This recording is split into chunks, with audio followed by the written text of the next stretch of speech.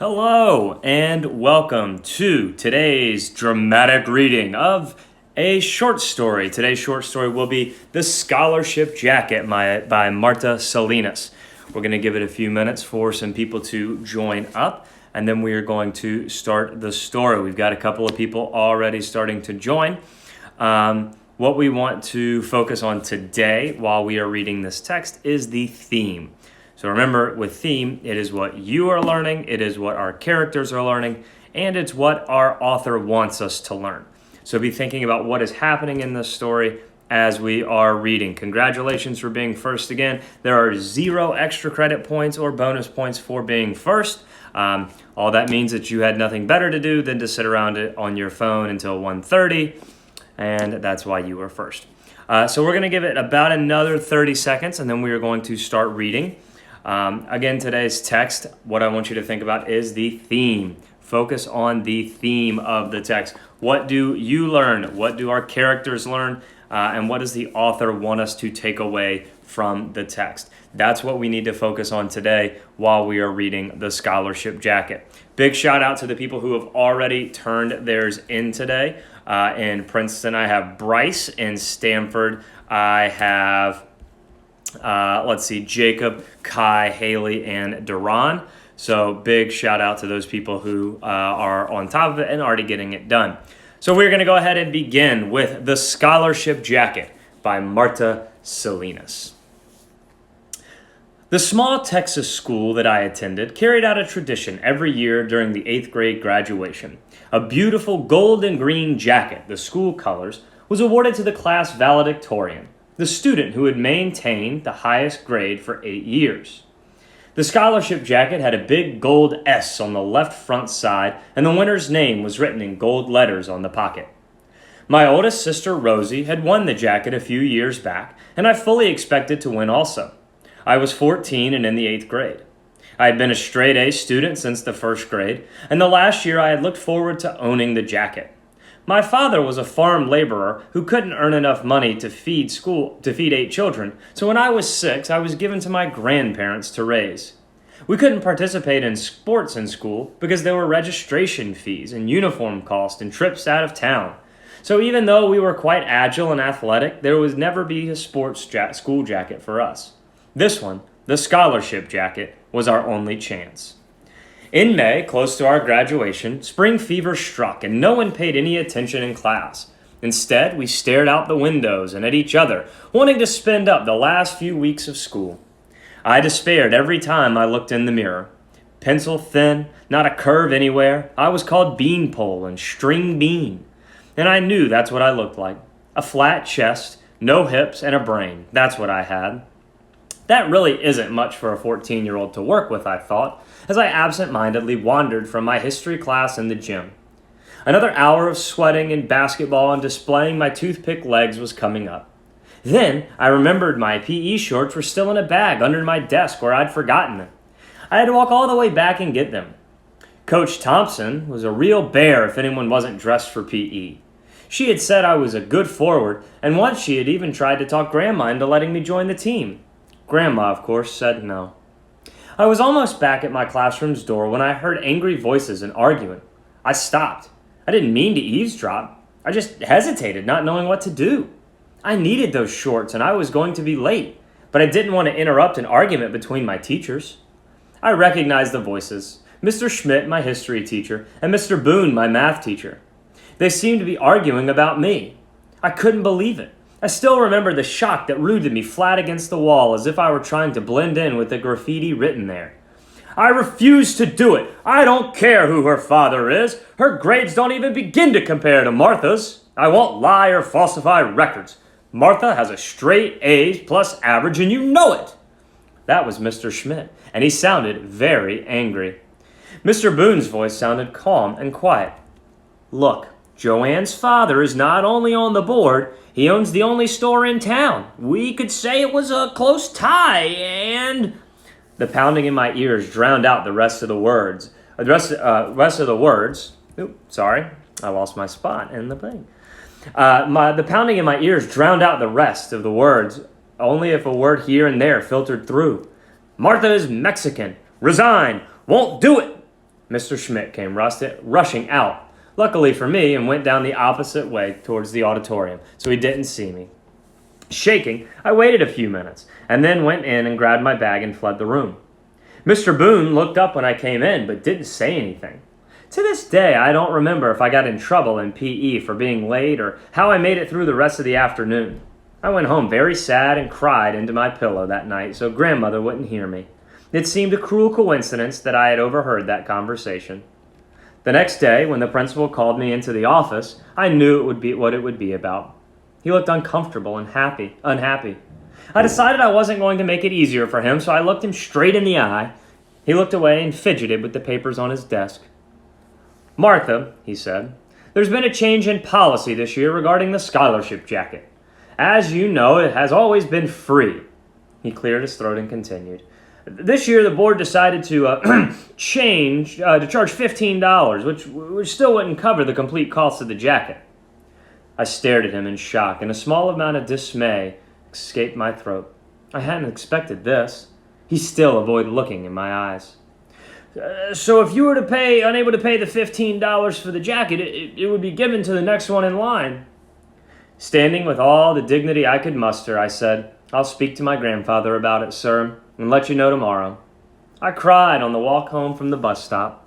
The dirt road was a quarter mile from the highway, so by the time I got home, my eyes were red and puffy. "Where's Grandpa?" I asked Grandma, looking down at the floor so she wouldn't ask why I had been crying. She was sewing on a quilt and didn't look up. "I think he's out back working on the fields." I went outside and looked out at the fields, and there he was. I could see him walking between the rows, his body bent over the little plants, hoe in hand. I walked slowly out to him, trying to think of how I could best ask him for the money.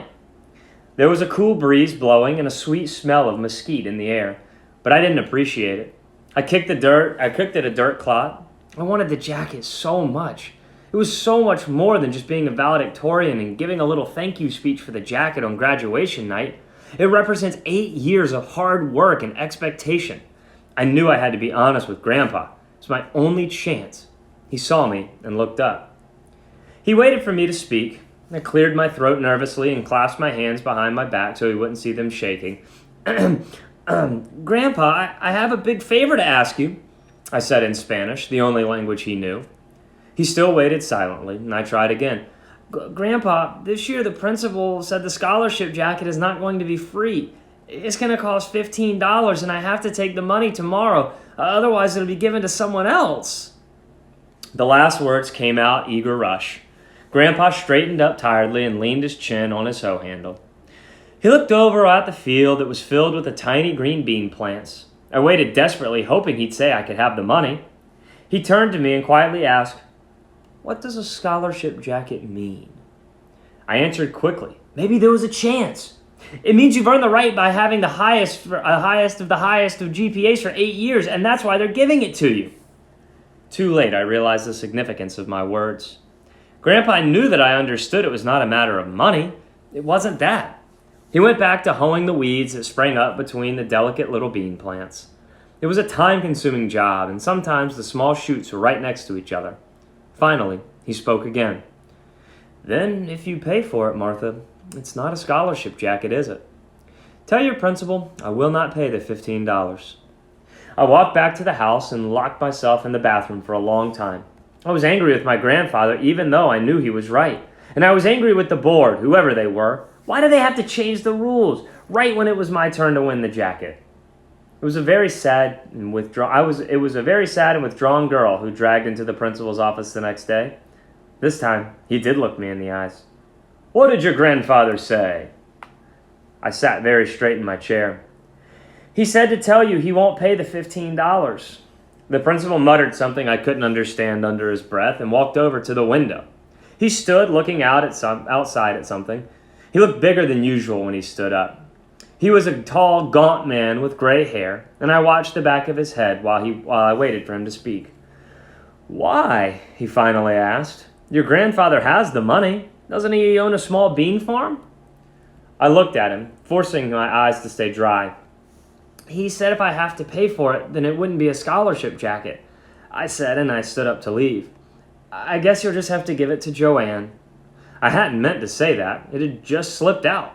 I was almost at the door when he stopped me. Martha, wait. I turned and looked at him, waiting.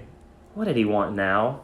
I could feel my heart pounding. Something bitter and vile tasting was coming up my mouth. I was afraid I was going to be sick. I didn't need any sympathy speeches. He sighed loudly at me, biting his lip at his thinking. Okay, damn it. We'll make an exception in your case. I'll tell the board you'll get your jacket. I could hardly believe it. I spoke in a trembling rush. Oh, thank you, sir. Suddenly, I felt great. I didn't know about adrenaline in those days, but I knew something was pumping through me, making me feel as tall as the sky. I just wanted to yell, jump, run, and smile, do something. So I ran out the office and I could cry in the hall where there was no one to see me. At the end of the day, Mr. Schmidt winked at me and said, I hear you'll be getting the scholarship jacket this year. His face looked as happy and innocent as a baby's, but I knew better. Without answering, I gave him a quick hug and ran to the bus. I cried on the walk home again, but this time because I was so happy. I couldn't wait to tell Grandpa and ran straight to the field. I joined him in row where he was working, and without saying anything, I crouched down and started pulling up the weeds with my hands. Grandpa worked alongside me for a few minutes, but he didn't ask what happened. After I had had a little pile of weeds between the rows, I stood up and faced him. The principal said he's making an exception for the jacket after all. That's what after I told him what you said. Grandpa didn't say anything. He just gave me a pat on the shoulder and a smile. He pulled out a crumpled red handkerchief that he always carried in his back pocket and wiped the sweat off his forehead. Better go see if your grandmother needs any help with supper. I gave him a big grin. He didn't fool me. I skipped and ran back to the house, whistling some silly tune. So, as you finish reading that, I want you to be thinking, does the author want you to learn? What does Martha learn in the text? What does Grandpa want Martha to learn? What do you learn about the fact that they didn't want to give her the jacket? Why they didn't want to give her the jacket? What Grandpa said about the jacket? Why she shouldn't pay for it? Think about all of those things while you're answering the questions today, and really be thinking about theme. The last thing I'm going to tell you is when you are doing your 2-paragraph essay today, I want you to make sure that you're doing a couple of things. One, I want you to make sure in your first sentence you are naming the theme. Then I want you to make sure that you are using textual evidence. You need to go back into this text and pull quotes, and then you need to make sure that you are explaining what those quotes mean. That's going to be very, very key today. So again, name the theme, provide textual evidence, and then explain how that evidence shows the theme. You need to make sure you have at least 2 quotes. I know it was sad, but it was also happy. It had a great ending. And so I want you to really think about what you can learn from that ending. So again, theme, textual evidence, explain the evidence, at least 2 quotes. That's what I noticed from a lot of work yesterday. We were not putting in quotes. We're not citing the text. So please go ahead and do that. I'm going to log off so I can keep it under 15 minutes. I'll be right back in like 30 seconds. That way I can upload this to IGTV. So if you have any questions, just hold on. I'll be right back. Bye.